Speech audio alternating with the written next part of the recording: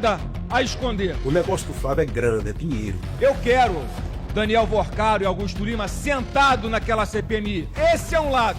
É o lado da corrupção. Acordo, gente. Não é possível. Né? O eleitor não pode ser tão cínico a ponto de não ver isso. Do outro lado está o filme do presidente Bolsonaro. Por que o filme do seu pai foi bancado pelo Vorcaro? E apesar de você ter dado liberdade, Daniel, de a gente te cobrar, eu fico sem graça de ficar te cobrando, tá? Porque tá num momento muito decisivo aqui do filme. Sim, tinha um contrato que, ao ele não pagar essas parcelas, tinha uma grande chance de o filme sequer ser veiculado. A democracia precisa sempre ter uma oposição forte. Não essa oposição louca, não essa polarização tóxica. O Flávio Bolsonaro, ele é uma pessoa, eu acho que até politicamente mais inteligente e que não tem o carisma do pai. Governo Lula, PT. Durante 3 décadas, um pouco mais, a família Bolsonaro embolsou a maior parte dos salários dos funcionários de gabinete. Eles ganham dinheiro com isso.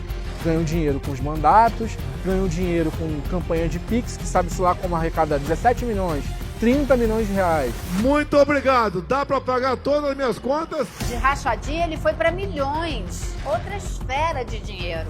E aí a gente tem que lembrar, quanto maior o coqueiro, maior o tombo. O Flávio Bolsonaro pediu para o Daniel Vorcaro 134 milhões para financiar o filme sobre Jair Bolsonaro. Insisto que não tem nada de errado. Investimento privado é um filme. Esse dinheiro não é um dinheiro para a filmagem. Dinheiro todo usado no filme. A família Bolsonaro só acredita em quem tem sangue Bolsonaro. Por isso que não querem Michele. É quase uma loucademia de política aquilo ali. Eles me tratam como se eu fosse idiota. Eu sei mais do que eles pensam. Ninguém nunca se bicou ali dentro. A direita vai estar mais unida do que nunca. Flávio Bolsonaro é, para mim, o candidato mais fácil de ser batido pelo presidente Lula. Eu tenho a convicção de que a gente vai resgatar o Brasil, a gente vai ganhar a eleição. E aí o Bolsonaro ligou e falou: vai se fuder, Frota! Quer fuder meu filho, caralho? É um desespero da família pela própria sobrevivência política. Uma união de pessoas covardes que se uniram contra o presidente Bolsonaro. Flávio é um candidato laranja. Boa tarde, pai. Copacabana tá te ouvindo. O Jair Messias Bolsonaro preso, ele fez questão que fosse o filho dele. E eu acho que nesse sentido é uma estratégia que ela sai vencedora de qualquer maneira, mesmo o Flávio perdendo as eleições. Se ganhar a eleição, enfim, ganha tudo. E se perder a eleição, ganha a manutenção da franquia bolsonarista. Eu acho que não reeleger o Lula é o que vai salvar o Brasil e vai salvar o meu pai da prisão.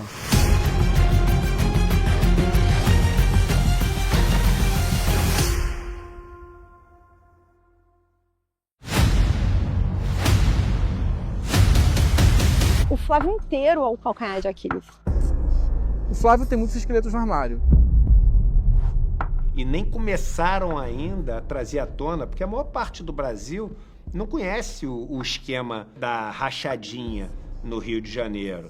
A maior parte do Brasil não sabe que o Flávio tem assessores que eram parentes de alguns dos principais personagens da milícia do Rio de Janeiro. O Flávio homenageou personagens vários ligados à milícia no Rio de Janeiro. O Flávio é uma pessoa que sempre foi muito próxima a Ciro Nogueira, a Rueda e vários outros personagens que agora estão explodindo de denúncias aí com o caso Master. No início, antes do vazamento, eu estava apreensivo que ele pudesse dar uma estirada grande. À medida que foram vazando, foi chegando as informações, etc., eu acho que quebrou bastante a pressão que eles tinham. Hoje está todo mundo apavorado com os próximos passos. Eles ficaram mais retraídos. Eu acho que o maior potencial de destruir o Bolsonaro, o Flávio Bolsonaro, nessa campanha é o caso do Master. É a relação dele com o Vorcaro. Porém, não desconto que uma investigação bem feita no Rio de Janeiro sobre a ligação do Cláudio Castro com o crime organizado ajude ainda mais, porque o Flávio Bolsonaro é o cara que colocou o Cláudio Castro na política, que colocou o Cláudio Castro como vice do Witzel, e deu no que deu.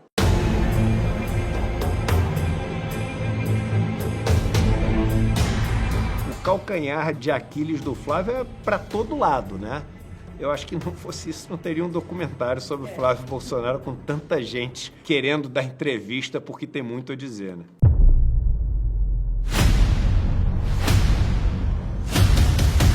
Eu sou um direitista conservador arrependido.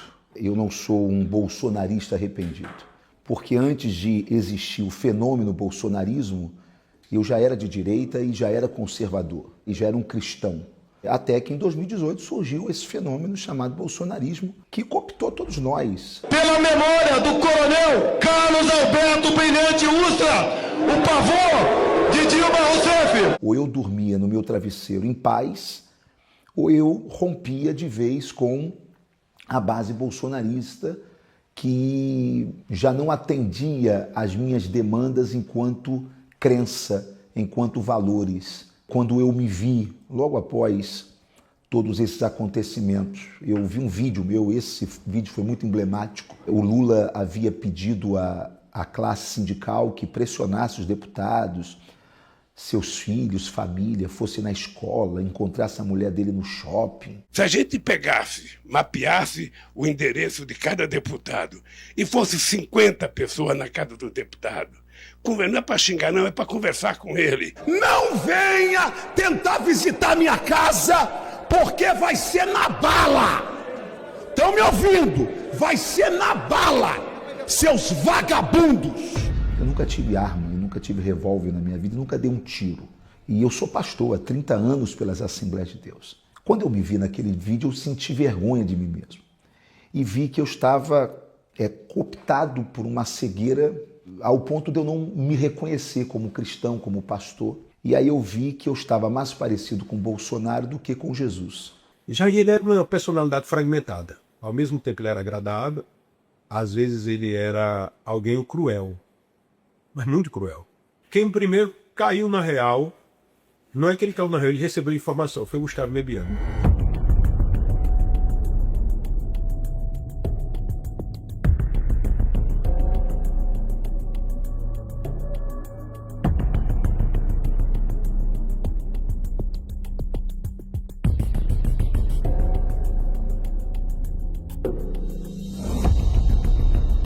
Ele conheceu um cara que foi braço direito de Collor, assim como eu e Bebiano foi direto. E esse cara chegou para Bebiano, conheceu e disse: Bebiano, deixa eu te falar uma coisa. Eu já vivi isso que tu viveu. Quando a coisa for afunilando, você e esse cara aí vão se jogar para fora. Aí Bebiano abriu o jogo. Capitão, que ele chamava de capitão, eu não estou preparado para ser deixado para trás. Não faça isso comigo. Já ia olhando assim, vocês dois estão na minha mão e eu estou na mão de vocês dois. Vamos subir a rampa junto? Porra, daquele jeito dele. Aí Bebiano ficou tranquilo, né? Bebiano disse, puxa, ufa. Aí, cara, eu já disse, eu não senti a verdade, não. Depois dessa conversa com o Bebiano, eu fui para o apartamento de Jair. Ele abriu a geladeira, calado, pegou uma garrafa com 2 copos de vinho, acho que ele tirou coragem para dizer isso. Tornou, aí disse, tu confia em mim? Claro que eu confio, né? Aí ele olhou para mim e fez, não confio não, só confio no seu pai, viu? Eu não falei para Bebiano, mas eu vi que o negócio estava errado. Houve, assim, um enlouquecimento de uma parte dessa direita que virou uma direita louca. Virou o eleitor cínico. É um cinismo tremendo você não enxergar o que é o Bolsonaro.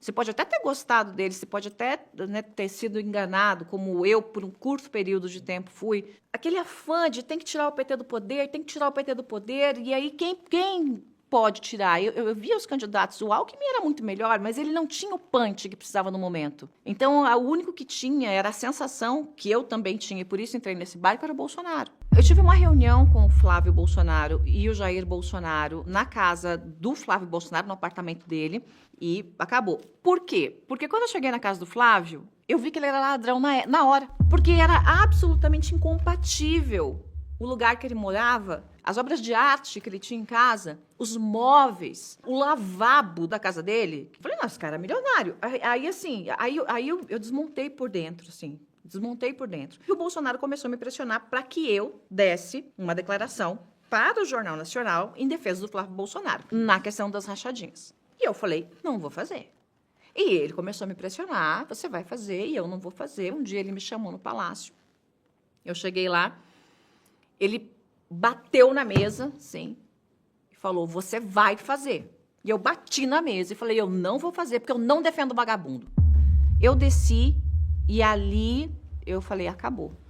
Não tem como ficar. O Paulo Pimenta, ele sobe lá no lado da esquerda e começa a falar, e aí tava, o caso do Queiroz estava explodindo, estava no ápice. Não era só o Fabrício Queiroz nomeado no gabinete do Flávio Bolsonaro.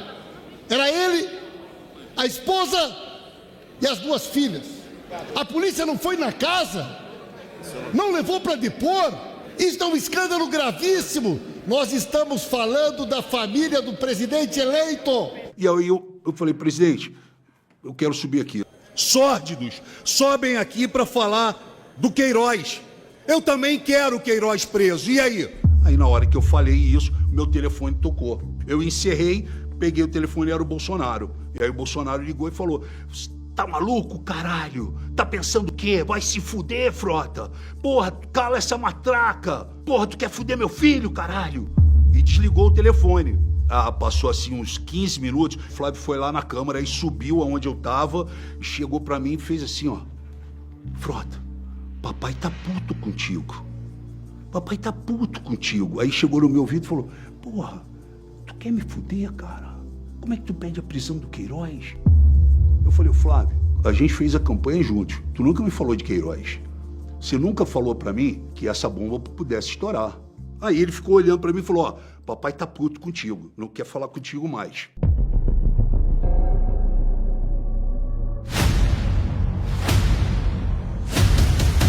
O bolsonarismo virou um grande negócio para a família. Para eles, sempre foi um jeito de arrumar uma mamata. Nunca foi sobre servir ao Estado, construir um país melhor. A franquia Bolsonaro tem uma divisão de tarefas. O Carlos Bolsonaro ficou responsável pelas redes sociais, o Eduardo Bolsonaro por relações internacionais e o Flávio Bolsonaro é o PC Farias da franquia. Ele é o homem do dinheiro. O Flávio gosta de dinheiro, amigo. O negócio do Flávio é grande, é dinheiro. Entendeu? O Flávio faz qualquer negócio por dinheiro. E vocês vão ver aí. Família Bolsonaro, na época, antes da presidência. Eles estavam todos aqui no Rio, então era tudo Bolsonaro. Não tinha o mandato do Flávio, o mandato do Carlos e o mandato do Jair. Todos eles eram uma coisa só. E tinha uma divisão de tarefas. E dentro dessa divisão de tarefas, uma das tarefas que ficava com o Flávio era a relação com as polícias. Mas não era qualquer relação com as polícias. Era, sobretudo, a relação com a banda podre da polícia do Rio de Janeiro. Os filhos são a subdivisão da personalidade do pai. O Flávio é a parte malandra do pai. O Eduardo já gostava de facilidade. Ser embaixador nos Estados Unidos, gostava muito de viajar, o que fazia com que o salário de deputado dobrasse. O mais ousado, o que mais vem pro ataque, quer ir pro debate, é o Eduardo. O Flávio Bolsonaro, ele é uma pessoa, eu acho que até politicamente mais inteligente e que não tem o carisma do pai. Eu acho que ele também é um bom operador político e sabe fazer esse trabalho bem, muito melhor do que o Eduardo, do que o Carlos e, obviamente, do que o Renan. Foi duro ver meu pai naquele estado. E o que parece é que o negócio dos Bolsonaro começa com as rachadinhas, evolui para influência política da família e chega no ápice criando a primeira grande franquia política do Brasil, que é a franquia do bolsonarismo. Uma franquia que tem o poder de eleger de vereadores a governadores em boa parte do Brasil.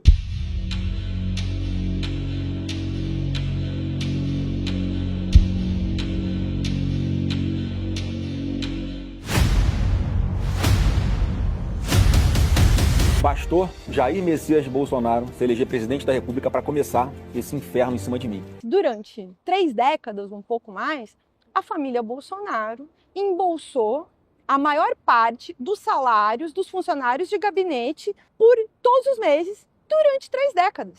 Então é muito dinheiro. Quando a gente usa essa palavra rachadinha, que é o modo como essa prática é usada aqui dentro das casas legislativas, a gente diminui um crime que é o quê? Lavagem de dinheiro, corrupção, peculato e, dependendo das circunstâncias, outros crimes. Era pelas rachadinhas, principalmente, né? Então eles ganhavam dinheiro, sobretudo, e o próprio Ministério Público mostrou, com o dinheiro dos funcionários dos gabinetes. E aí entra em cena uma pessoa que tem um nome muito conhecido, que se chama Fabrício Queiroz, que é aquele policial que foi flagrado num relatório do COAF com uma movimentação atípica de cerca de 6 milhões de reais durante alguns anos. E isso é o que dá o estopim para a gente começar a entender o esquema de devolução de dinheiro do gabinete do Flávio e dos demais.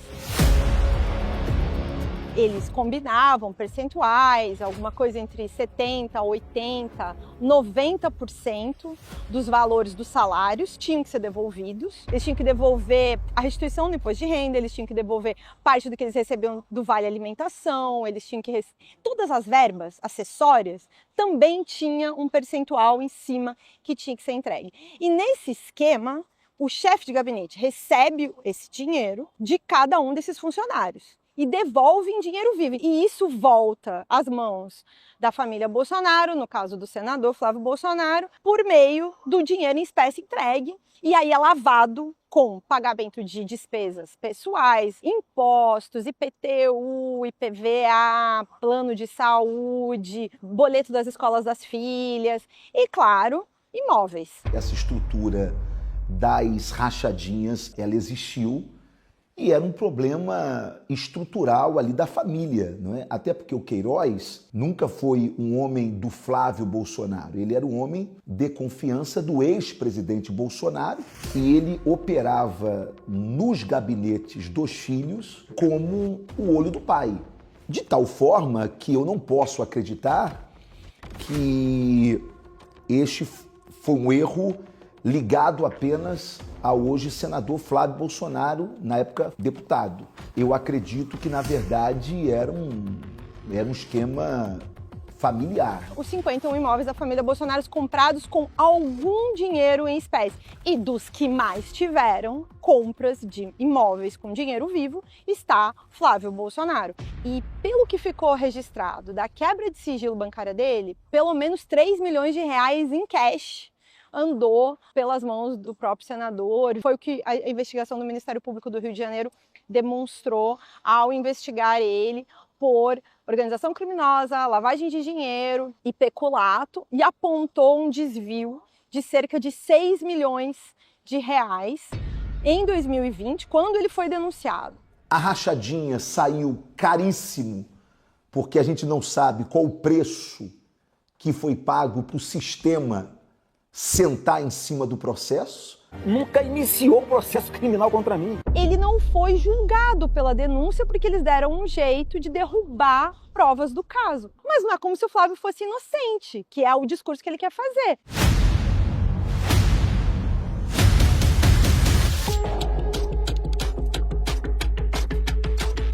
A milícia é um grupo que surgiu no final dos anos 90, começo dos anos 2000, principalmente na zona oeste do Rio, feita por policiais naquela região que estava sendo urbanizada, e eles se colocavam como uma espécie de autodefesa comunitária para não deixar o tráfico e as facções Comando Vermelho, Terceiro Comando, irem da zona norte, centro e sul do Rio para a zona oeste. Então eles tinham uma aura de autodefesa, né? E por causa disso, no começo, eles eram apoiados por alguns políticos e pela comunidade. Com o passar do tempo, eles aproveitaram o controle territorial que eles exerciam nesses bairros para ganhar dinheiro com vários tipos de crime. Então, desde extorsão a comerciante, grilagem de terra, gatunete, gás e depois tráfico de drogas.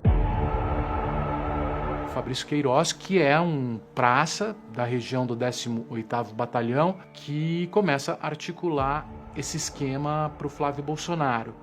É a partir daí que a proximidade do Flávio com o crime e com as milícias vai se estreitar, com a entrada do Fabrício Queiroz no esquema da organização das rachadinhas. Aí que o Flávio começa a fazer parte desse dia a dia de pessoas que têm ligação direta com a milícia. A milícia é um poder estabelecido, é a maior ameaça que existe hoje ao Estado, ao poder público e à sociedade. É o crime mais organizado que nós temos, porque ele é promovido por agentes públicos da área de segurança que atuam dentro da máquina do Estado, dominando territórios com lucros extremamente altos e com projeto de poder, né? Chegando ao poder, chegando aos parlamentos. 2 pessoas votaram contra a CPI das milícias entre os 70 deputados aqui no Rio de Janeiro, o Flávio Bolsonaro e o Domingos Brazão, que está preso pela morte da Marielle. Então, assim, do ponto de vista de práticas, de política, não dá para esperar nada diferente. O Adriano, ele conheceu o Fabrício Queiroz no 18º Batalhão, que era esse batalhão da região de Cidade de Deus, né? Então eles extorquiam traficantes de Cidade de Deus. Numa dessas situações,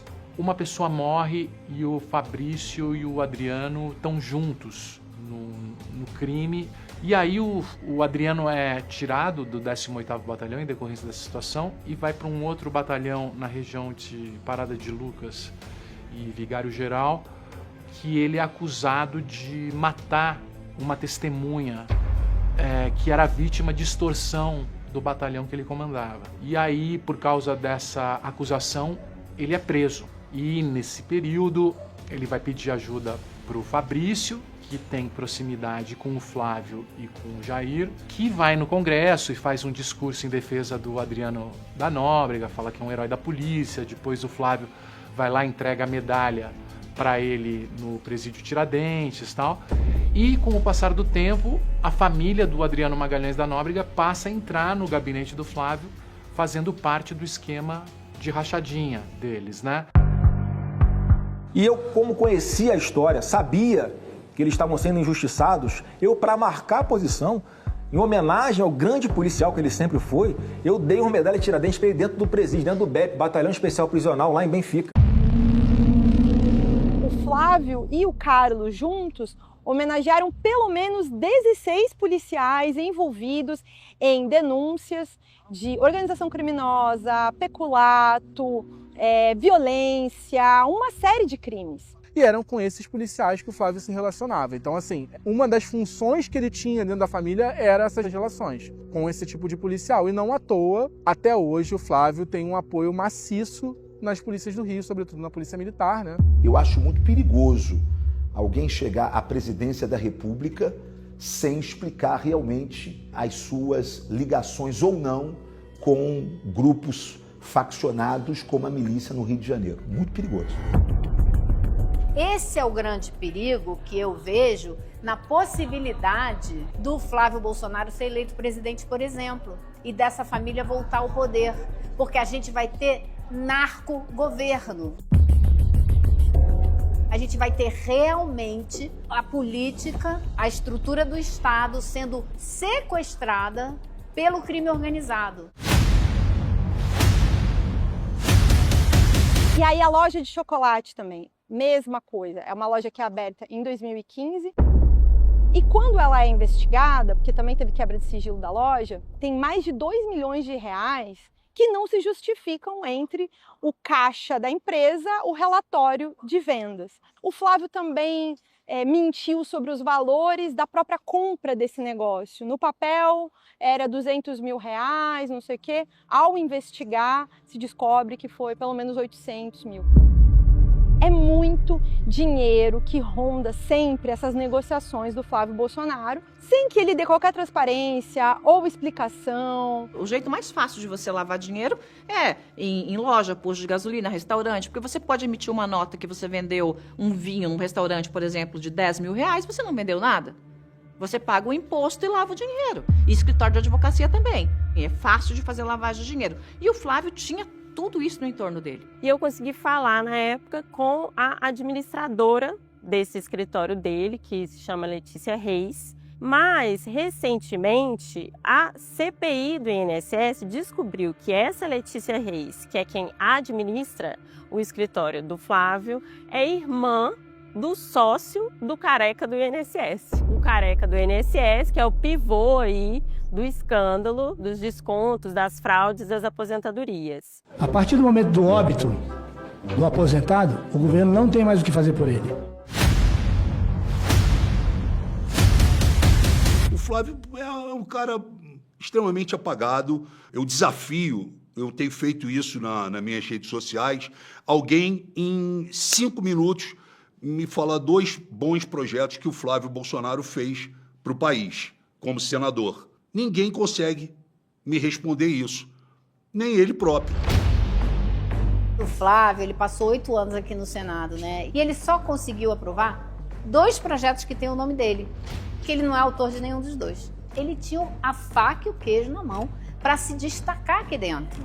Ele era o filho do presidente, ele podia reivindicar a liderança do partido. 4 senadores só. Mas sabe por que não é?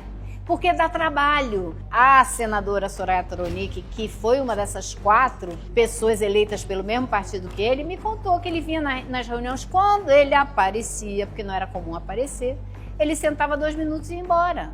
Então ele é conhecido como um medroso, como um cara que não se coloca, que não é um articulador, ou seja, é um 0-1 à esquerda.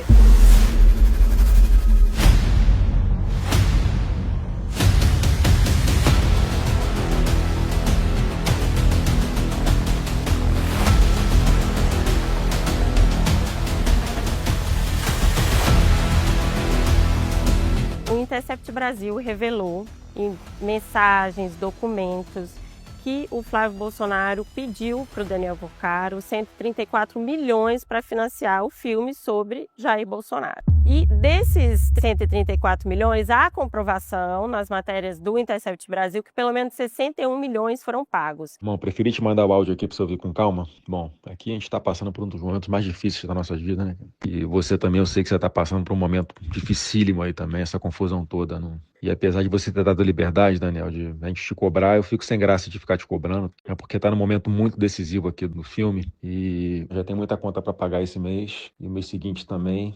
E agora que é a reta final, que a gente não pode vacilar, não pode não honrar com os compromissos aqui, porque senão a gente perde tudo, cara. Desculpa o áudio longo aí, tá? Um abração, fica com Deus, cara. E as mensagens são reveladoras porque elas mostram uma relação de proximidade. Não são conversas de um senador que pede para um empresário um patrocínio. O filme do presidente Bolsonaro recebeu investimento privado de alguém que na época não tinha absolutamente nada que pudesse desabonar sua conduta, inclusive premiado, as suas empresas premiadas, como exemplo de compliance.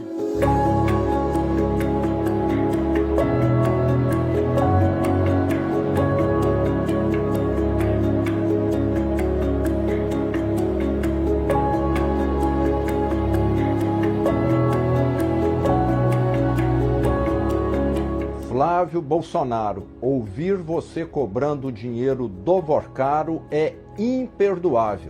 É um tapa na cara dos brasileiros de bem. Lembro de ter assistido um post do Gregório do Vivier, onde ele fala a diferença de irmão para irmãozão. Eu sou um carioca que o tempo inteiro, até no ICL, né, fiquei ali conhecido pelo bordão meu irmão, minha irmã. Agora, irmãozão, você não fala para qualquer um. Irmãozão marca justamente que ele não está usando irmão no sentido coloquial da coisa. Ele está usando no sentido de um parceiraço. Meu parceirão, meu irmãozão. O Flávio era íntimo. Essa irmandade era real. E ali tem um esquema muito pesado. E a polícia vai chegar. Não tem como não chegar. E ele foi lá visitar o cara na casa dele. Diz o Flávio, que ninguém acredita, nem os correligionários dele, que foi lá para botar um ponto final na história do filme. Claro que não. Você bota um ponto final na história do filme dizendo pro seu advogado, liga para ele, diz que acabou, que não dá. Eu estive com ele mais uma vez após esse evento, quando ele passou a usar o monitoramento eletrônico, ele não podia sair da cidade de São Paulo. Eu fui sim ao encontro dele para botar um ponto final nessa história. Dizer que se ele tivesse me avisado que a situação era grave como essa, eu já teria ido atrás de outro investidor há muito mais tempo e o filme não correria risco. O cara acabou de sair da prisão, tá com tornozeleira, você vai lançar sua candidatura amanhã, o que você pode ter ido combinar ou negociar com essa pessoa? Que inclusive está sendo cotada para fechar uma delação premiada. Eu não quero especular, eu não estava lá, não era uma mosquinha na sala, mas eu acho que todo mundo consegue puxar o fio da meada e imaginar o que pode ter sido conversado, né? E eu acho que o caso Master, ele exemplifica muito bem o que é essa mistura do público, do privado, da política, dos interesses políticos. E ele mente uma vez ao dizer que não era verdade, achando que os jornalistas não tinham como comprovar. Senador, por que o filme do seu pai foi bancado pelo Vorcaro? Mentira, não é sobre isso.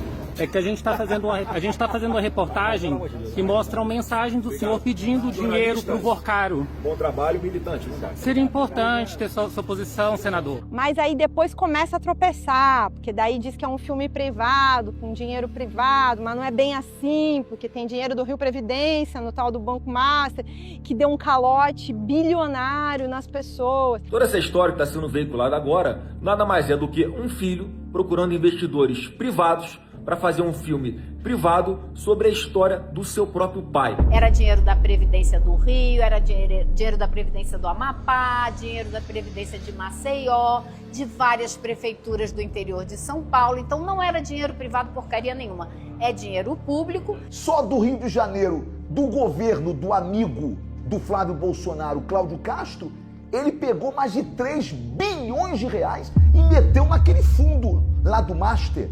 Caramba, que dinheiro privado é esse? Dinheiro de aposentado, dinheiro de pensionista. E um esquema claro, né? O filme foi usado para lavagem de dinheiro. É isso. Ponto. E o Flávio era um dos brinquedinhos do Vorcaro, como ele tinha outros brinquedinhos na esquerda e na direita. Então você pergunta se o cara que está botando ali 134 milhões no filme não vai ter retorno financeiro e não quer que a marca dele seja exibida e ninguém saiba que ele está colocando o dinheiro ali, qual é a contrapartida? E aí me parece óbvio, né? A contrapartida é uma contrapartida política. E não é à toa que durante o governo do pai do Flávio Bolsonaro, do Jair Messias Bolsonaro, você tem o período onde o Vorcaro conseguiu construir o seu império, o seu grande golpe em milhões de investidores. E esse dele que ele foi atrás do Vorcaro, que aquilo ali não é pedido de patrocínio, é cobrança. Ele cita o filme para justificar a cobrança, mas ele estava querendo mesmo. Eles são ladrões, batedor de carteira, amadores. Aquela família é uma quadrilha amadora. É quase uma loucademia de política aquilo ali. A produtora emitiu uma nota oficial dizendo: não há um centavo sequer do Banco Master no filme. Onde estão, portanto, os 61 milhões de reais? Agora nós sabemos.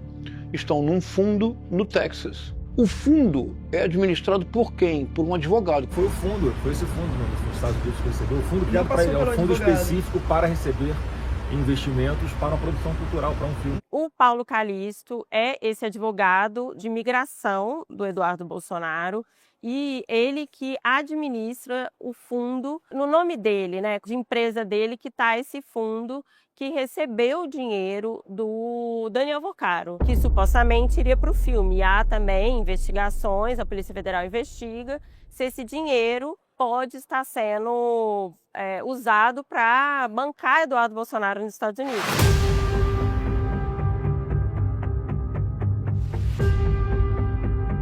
E esse dinheiro, que já se sabe, não tem mais o que se questionar, que foi para esse fundo, desse advogado ligado a Eduardo, e que vocês vão ver que Eduardo vive exclusivamente desse dinheiro. Ele viaja para cima e para baixo, ele viaja em avião de primeira classe, e ele diz para a revista Piauí que eram doações. Então, assim, até hoje ele está vivendo de doações, que pode ter sido doações do Daniel Vorcaro. Acabou de sair agora mais uma matéria falando, né, ou sugerindo, que eu estou sendo bancado, financiado nos Estados Unidos por Daniel Vorcaro, o que é uma mentira. Esse dinheiro foi usado para um filme? Foi usado para comprar mansão? Quem mora na mansão que foi comprada? Isso tudo vai ser vasculhado, então vai ter muito mais coisa. E aqui no Brasil a gente sabe que tem a história da mansão aqui em Brasília.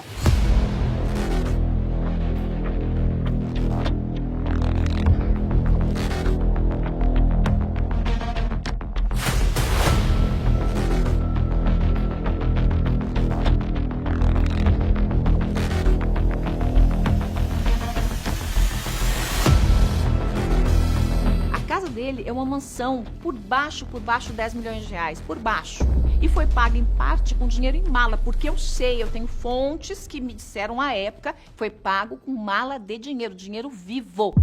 Antes mesmo do escândalo do Master envolver o Flávio Bolsonaro, já tinha aparecido o Ciro Nogueira no escândalo do MASSE, que já respingou na candidatura do Flávio. Porque o Ciro foi ministro da Casa Civil do governo de Jair Bolsonaro e era um possível candidato a vice. Então você tem o dono do Centrão, que é o Ciro. Não tem como você receber uma mesada de 300 mil por mês de um banqueiro que está mais enrolado do que qualquer outra coisa e você não ser preso. Você tem o Jacques Wagner.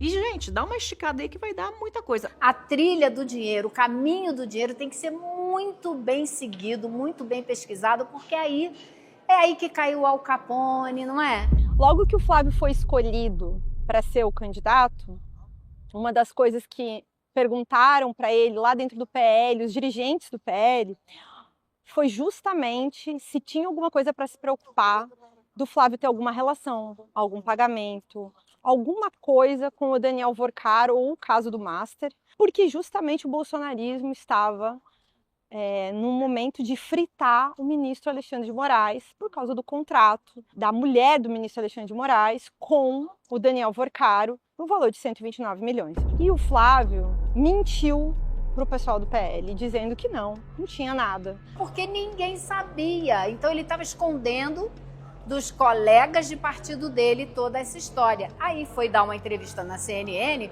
avisando que muito possivelmente vem mais por aí.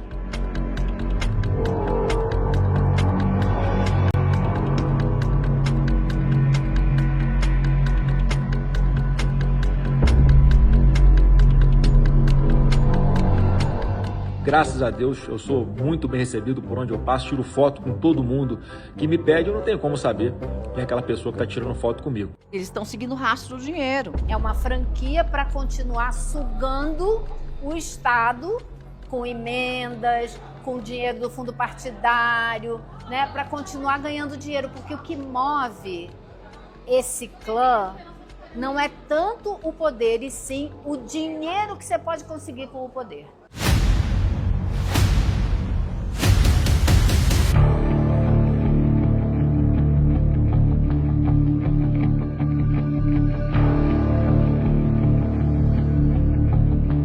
Uma punhalada. Vi as postagens do Flávio contra mim nas redes sociais.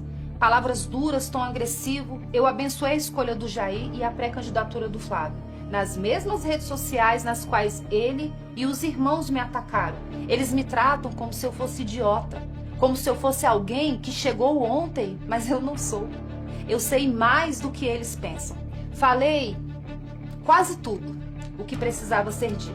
Quase tudo. A verdade está aqui, para quem quiser ver.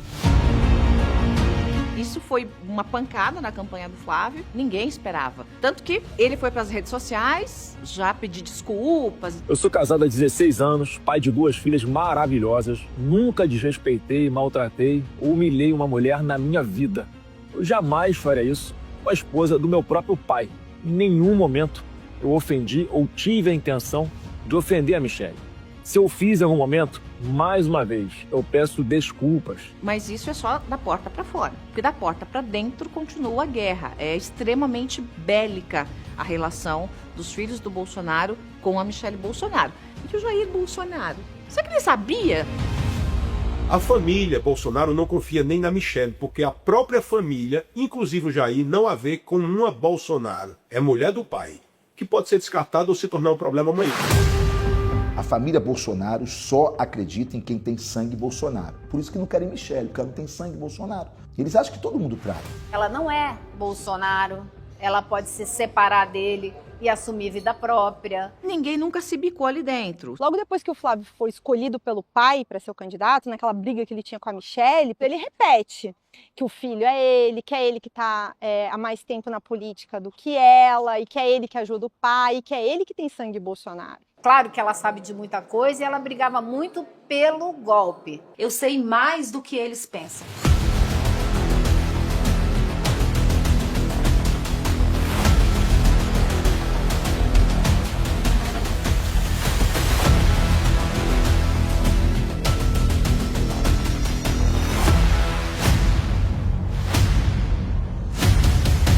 Pegar um cara que não fez nada de errado, um cara correto, honesto, e tratar desse jeito como se fosse um marginal.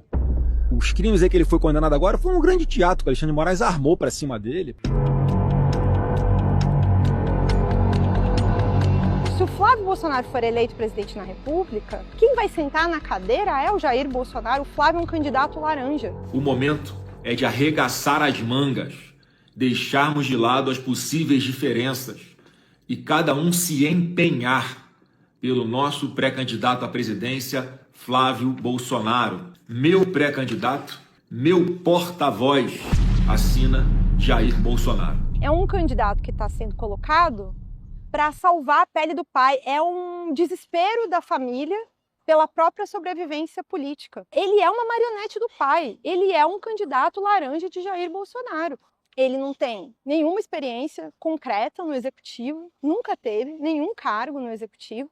Toda vez que é pressionado publicamente, ele fica tenso, nervoso, não responde ou até desmaia, como já vimos quando ele foi candidato a prefeito aqui no Rio de Janeiro. De que forma o senhor pretende trabalhar em conjunto com os outros municípios da área metropolitana? Está passando mal. Está passando mal. Por favor. Não dá para continuar. Está passando mal. Os assessores podem, Ele está passando mal, por favor. E ele foi embora, porque não conseguiu voltar para o debate. Saiu todo sujo, todo borrado. Amarelou mesmo. Na segurança pública, que é onde ele tanto quer dizer que ele tem experiência, a experiência dele foi homenagear bandido. Flávio, ele vai vender tudo, ele vai negociar tudo. Eu não tenho medo e receio nenhum e sem afirmar, ele vai governar com o Centrão, coisa que o Centrão não consegue com Lula. Lula não negocia autoridade. Lula negocia o poder. Vamos governar juntos. Ok, isso todo mundo precisa fazer em uma democracia. Agora, ele não negocia autoridade. Eu acho que o primeiro é a transformação do Estado em instrumento do crime organizado. O segundo é a destruição completa do Estado como veículo de promoção de bem-estar mínimo, ou seja, é o fim de SUS, é o fim da educação pública, né? É o fim de investimento para gerir crescimento. Tudo isso que a gente sonha que o Brasil precisa ter para um futuro melhor é a destruição disso tudo, somado ao tráfico, ao crime organizado, tomando conta do aparelho do Estado. Mas o Flávio Bolsonaro, quando foi no CPAC, ele disse com todas as palavras: o Brasil é estratégico para o futuro dos Estados Unidos.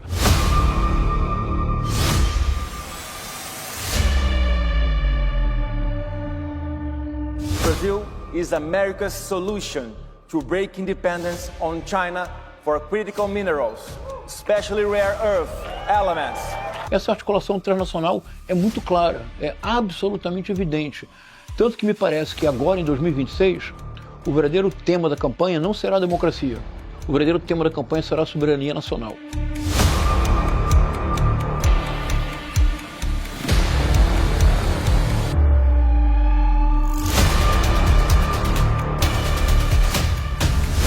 E aí alguns ficam atirando pedra de braços cruzados, torcendo para que não dê certo. Eu fiz a minha parte, agora cabe ao governo americano tomar a decisão. Ô Flávio, você não tem senso de ridículo não? Que rebolada é essa, cara? Você precisa rebolar para explicar muita coisa. Presta atenção, cadê os 61 milhões do filme Dark Horse? Rebola aí para explicar. Ciro Nogueira, né? Mesada do Vorcaro, seu irmão lá do filme. E aí, rebola mais aí, mas rebola e explica. Flávio Bolsonaro é, para mim, o candidato mais fácil de ser batido pelo presidente Lula. Entre vários outros nomes, inclusive o nome do Tarcísio, que eu acho que seria uma disputa muito mais difícil para o presidente Lula, o Jair Messias Bolsonaro, preso, ele fez questão que fosse o filho dele. E o motivo, para mim, é a manutenção do poder do negócio dessa franquia bolsonarismo.